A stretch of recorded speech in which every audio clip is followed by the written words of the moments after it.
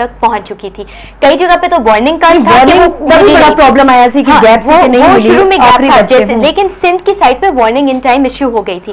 Point ये है कि हमसे लोगों ने सवाल किया जब हमने उनसे पूछा कि आप लोग क्यों नहीं निकले, ये तबाही हो गई, आपका सब कुछ लूट गया। वो कहते हैं किधर जाते हम किधर जाते, हम अपनी गाय भैंस जो था उसको किधर लेकर जाते। पॉइंट ये कि वार्निंग जब आप देते हैं ना तो वार्निंग, कंप्लीट वार्निंग होनी चाहिए कि देखिए आप लोगों के हाथ और अरेंजमेंट बताया जाए। एक ये कहना चाहिए कि आप फलां जगह पे पहुंच सकते हैं, ये आपके लिए सेफ जगह, और यहाँ पे आप अपने साथ क्या कुछ ला सकते हैं। लोग अपने साथ मवेशी लेके गए, इतनी गाड़ियां रेंट करके, और आगे पता चला कि मवेशी रखने की जगह नहीं थी, उनका मवेशी बाहर मर गया। उनके लिए तो वो उनका लाइवलीहुड है।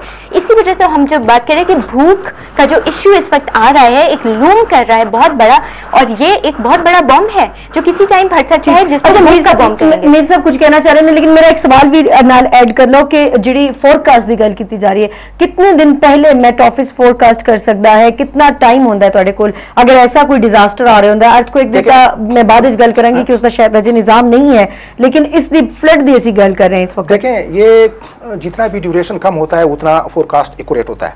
जहां तक है कि हम 5 दिन जो है ना वो पहले एडवांस फोरकास्ट करते हैं, लेकिन ये जो फ्लड पॉइंट ऑफ व्यू जो हमारी रिस्पांसिबिलिटी है वो 24 से 36 घंटे या 48 घंटे हम पहले बताते हैं क्वालिटेटिव फोरकास्ट। क्वांटिटेटिव फोरकास्ट की इतना अमाउंट आएगा और इतना वॉल्यूम, इतना पीक होगा, वो 12 से 12 घंटे हमारी जो रिस्पांसिबिलिटी है वो पहले बताते हैं, क्योंकि वो हम बताते हैं एजेंसीज को, जैसे वापडा है, इरिगेशन है, इंडी में है, जीएचक्यू है। 12 घंटे पहले तुसी दस सकते हो फ्लड दी इंटेंसिटी दी गल कर। वैसे तो हम बताते हैं 2 दिन पहले हम बताते हैं 2 से, लेकिन ये जो मैं बताता हूँ ना एग्जैक्ट जो हमारी रिस्पांसिबिलिटी है इसमें ये जो पीक और मैक्सिमम ये वो वगैरह। लेकिन अभी जो फ्लड गुजरा है 2010 में, मैं ट्रेवलिंग टाइम बताता हूँ। तरबेला में हमने 27 तारीख को फोरकास्ट किया था, 28 तारीख को हमने वार्निंग इशू की, और वो पानी पहुंचा 3 और 4 अगस्त को वो गुद्दू पे। तो आप खुद अंदाजा लगाएं, 28, 29, 30, 31, 1, 2, 3, 7 दिन पहले सिंध को ये पानी गया। कैसे गया? पहले तरबेला से कालाबाग पे, कालाबाग से फिर चश्मे पे, चश्मे से तौसा पे, गुद्दू पे, और गुद्दू पे आप खुद अंदाजा लगाएं 7 दिन में। तो इसीलिए तो मैं कह रहा हूं कि अगर रावी में खुदा ना खास्ता कोई फ्लड आ जाए तो पता क्या होगा। इसका जवाब लेने खरल साहब को। खरल साहब, अगर रावी खुदा ना खास्ता अगर फ्लड आ जाए, सतलज की गल हो रही है, झेलम की गल हो रही है, बाकी दरिया जिहड़े ने अगर उन्होंने कदी ऐसी कोई चीज आ गई, क्या तुम समझते हो कि तुसी हुकूमत दे विच बैठे हो और अगर ऐसी सूरत खुदा ना खास्ता इस दफा हो जाती है गर्मियों के, क्या तुहाडे कोल कोई अरेंजमेंट है उसका?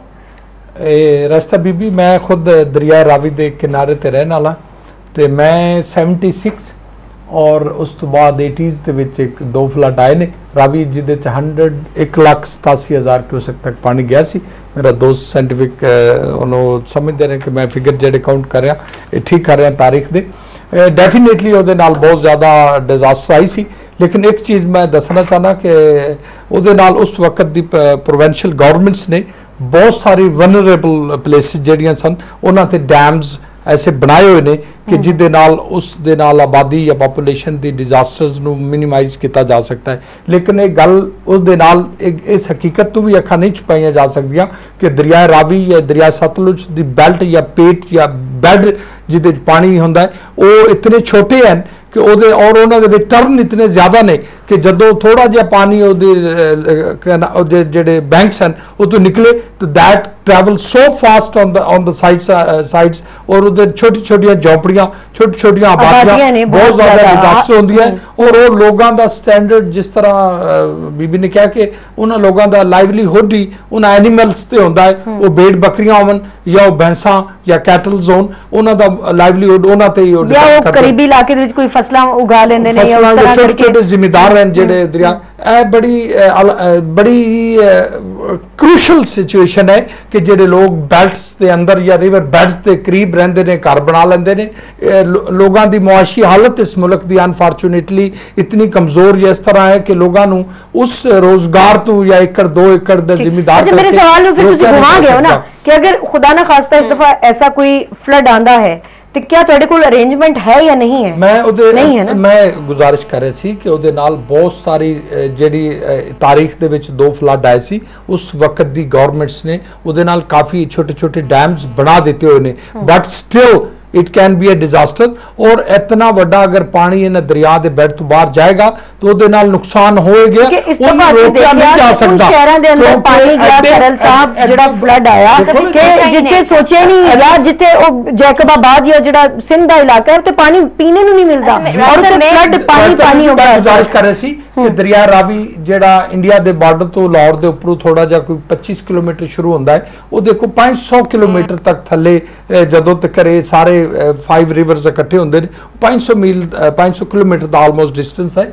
और उस डिस्टेंस ਨੂੰ ਤੁਸੀਂ ਸਾਰੇ ਨੂੰ ਦਰਿਆ ਨੂੰ ਕਰਵ ਨਹੀਂ ਕਰ ਸਕਦੇ, ਉਹਦੀ ਬ੍ਰਿਜਿੰਗ ਨਹੀਂ ਕਰ ਡੈਮਸ ਤੇ ਬਣਾਏ ਜਾ ਸਕਦੇ ਨੇ ਨਾ। ਅਗਰ ਡੈਮਸ ਹੁੰਦੇ ਤੇ ਉਸ ਦਾ ਇੱਕ ਫਾਇਦਾ ਹੁੰਦਾ, ਜਿਹੜਾ ਫਲੱਡ ਆਇਆ ਔਰ ਇਤਨੀ ਤਬਾਹੀ ਨਾ ਤਬਾਹੀ ਹੁੰਦੀ ਔਰ ਤੁਹਾਡੇ ਕੋਲ ਪਾਣੀ ਇਤਨਾ ਆ ਜਾਂਦਾ ਕਿ ਤੁਸੀਂ ਆਪਣਾ ਜਿਹੜਾ એનર્ਜੀ ਦਾ ਇਸ਼ੂ ਹੈ, ਉਹ ਕ੍ਰਾਈਸਿਸ ਹੈ, ਉਸ ਦੇ ਉੱਤੇ ਵੀ ਕਾਫੀ ਕਾਬੂ ਪਾ ਸਕਦੇ। ਬਹੁਤ ਐਕਸਪੈਂਸਿਵ ਚੀਜ਼ ਹੈ ਔਰ ਅਨਫੋਰਚੂਨੇਟਲੀ ਜਿਹੜੀ ਸਾਡੀ ਨੂੰ ਸੂਰਤ-ਏ-ਹਾਲ ਪਾਣੀ ਦੇ ਹਵਾਲੇ ਨਾਲ ਉਹ ਹੈ ਕਿ ਚੰਦ ਸਾਲਾਂ ਤੋਂ ਦਰਿਆ ਸਤਲੁਜ, मेरे बचपन तो लैके दरिया सतलुज और दरिया रावी पिछले 10 साल तो आलमोस्ट ड्राई सिचुएशन है।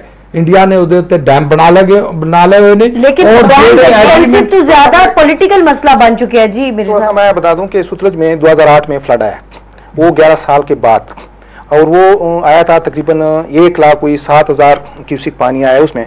और अल्हम्दुलिल्लाह चूंकि हमने पहले वेल इन टाइम 3 दिन पहले हमने वार्निंग इशू किया था और वहाँ पे जितने भी लोग थे, ठीक है क्रॉप्स तो बुरी तरह डैमेज हुआ लेकिन वहाँ पे कैजुअलिटी जो है ना कोई नहीं हुआ, ठीक है ना।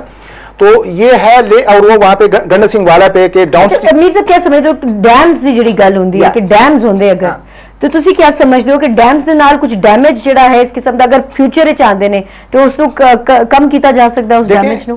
डैम 2 मतलब के लिए इस्तेमाल किया जाता है, एक पावर के लिए, एक इरिगेशन के लिए। लेकिन मैं उसको ऐड करूंगा फ्लड कंट्रोल करने के लिए, खासकर वो जो हुआ है डैम जरूरी है। जैसे सर ने कहा कि अभी अगर एक कलाबाग डैम बन जाता तो सवाल ही पैदा नहीं होता कि ये इतना नुकसान हो जाता, क्योंकि आपने पानी जितना भी पानी आपने तरबेला से रिलीज करना है वो कालाबाग से आप रिलीज करें। और ये पावर जो है इस वक्त लेकिन भी किया जाना है कि दूसरी तरफ की कालाबाग डैम दे विच कितनी कैपेसिटी होती है, तो बहुत ज्यादा वॉल्यूम इसका हाई फ्लड दा। इसमें देखिए मैं बता दूं, ये हम लोग इसको सॉल्व नहीं कर रहे हैं। आप डैम उतनी लेवल का बनाए ताकि कोई आबादी अपर कैचमेंट वाले लोगों को इफेक्ट ना करें। दूसरी बात है कि उसका एक एग्रीमेंट हो जाए पंजाब और सिंध के दरमियान कि ये पानी जितना भी तरबेला से हम इस वक्त डिस्चार्ज कर रहे हैं उतना हम कालाबाग डैम से भी डिस्चार्ज करेंगे। तो ये उसका सॉल्यूशन है। चाहती हूँ कि जो कालाबाग डैम और किसी भी मेगा स्ट्रक्चर की जो बात है ना, उसके ऊपर ओपिनियन बहुत ज्यादा वाइडली डिवाइडेड है।